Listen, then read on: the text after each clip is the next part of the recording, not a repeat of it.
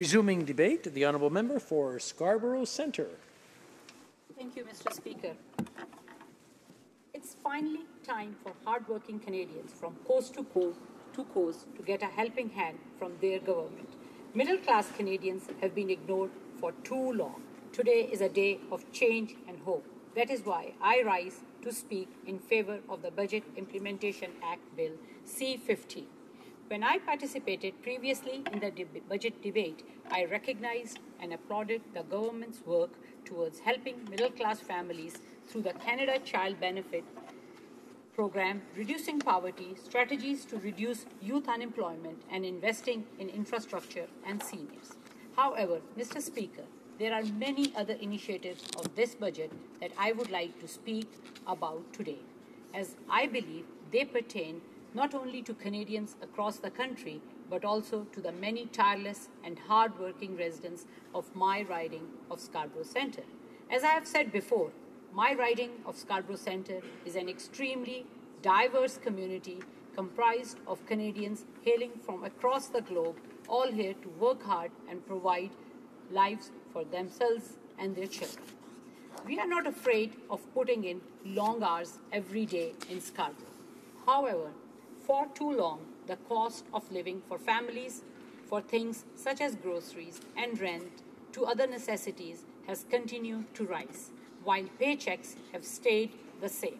At the same time, I always hear that youth are the future of a great Canada, and while I do agree, I see the daily struggles that so many youth face, especially as they attempt to enter the job market and start giving back to the society and their communities.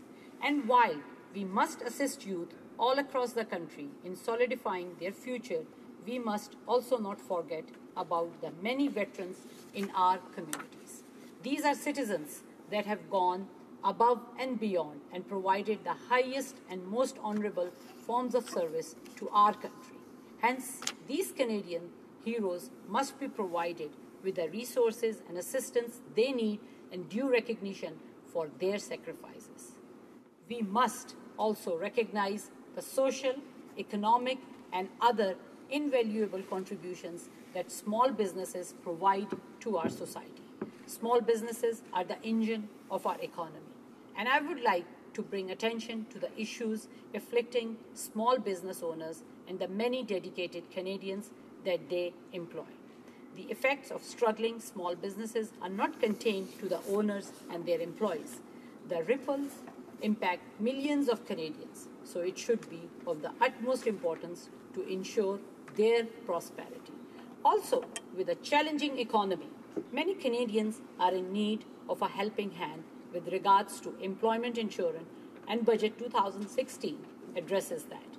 Middle-class families, youth, veterans, small businesses, Canadians suffering unemployment, all have been subjected to unhelpful and sometimes even hurtful policies by the previous government.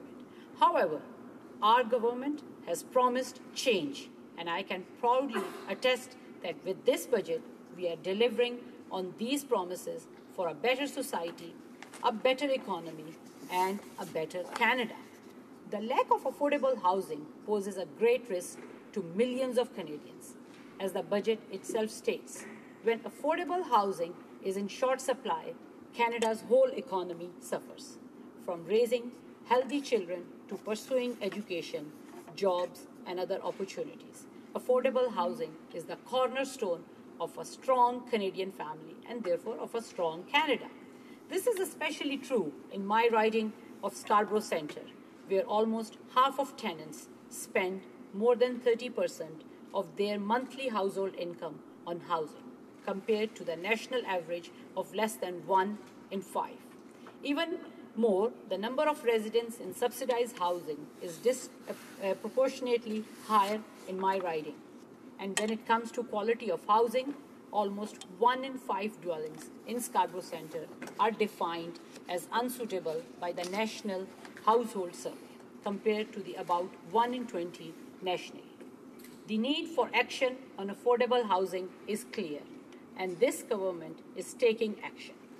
Budget 2016 proposes an investment of $2.3 billion over the next 2 years in affordable housing, with $739 million of that directed to First Nations, Inuit, and Northern housing. Additionally, a significant portion of this funding will be allocated provincially and territorially to ensure resources are invested in the most pertinent needs. Much of this investment will be focused on green, clean, and sustainable economic growth. Moving on to support young Canadians in gaining the education and skills needed to compete in the economy of tomorrow. The budget proposes infrastructure investments through the Canadian Foundation for Innovation. This program will support significant investments in research infrastructure at universities, colleges, and research hospitals nationwide, such as the University of Toronto in Scarborough and Centennial College, both institutions that many of my constituents attend. This will refresh and renew the currently 25-year-old infrastructure and ensure that our nation continues to train, educate, and produce the brightest future leaders in the world. In addition, Mr. Speaker, Budget 2016 will implement programs such as the Educator School Supply Tax Credit to help teachers and educators make ends meet in the classrooms, as well as flat-rate student contributions will make it easier for post-secondary students to work and earn money without worrying about negative impacts on their financial aid eligibility. Initiatives such as these will ensure that Canada can attract young talent while boosting innovations and contributing to constructing a sustainable economy.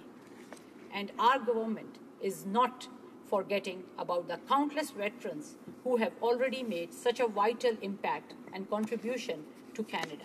Canada's veterans and their families deserve our care, compassion, and respect. With that in mind, Budget 2016 has committed to reopening the staff service offices across the country that were closed by the previous government and expanding veteran outreach services to regions that currently lack them.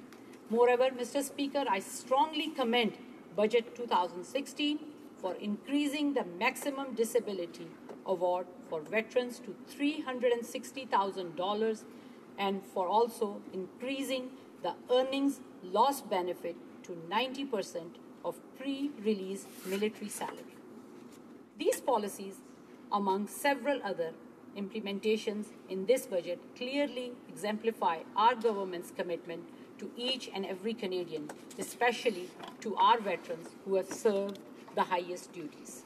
And this budget also addresses the concerns of the millions of Canadians whose livelihoods depend on small businesses.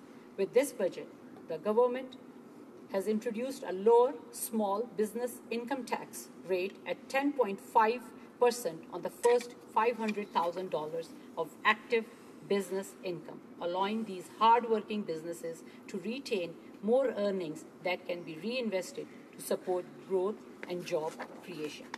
For those who are trying to re-enter the job market, I also would like to recognize the government's initiative significantly increasing accessibility to employment insurance to thousands of Canadians through eligibility amendments.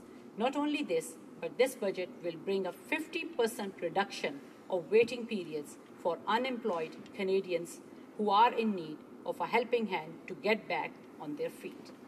I must also mention that the government has been shifted in its response to unforeseen and sharp rises in unemployment in certain regions by extending EI benefits in 12 regions across the country.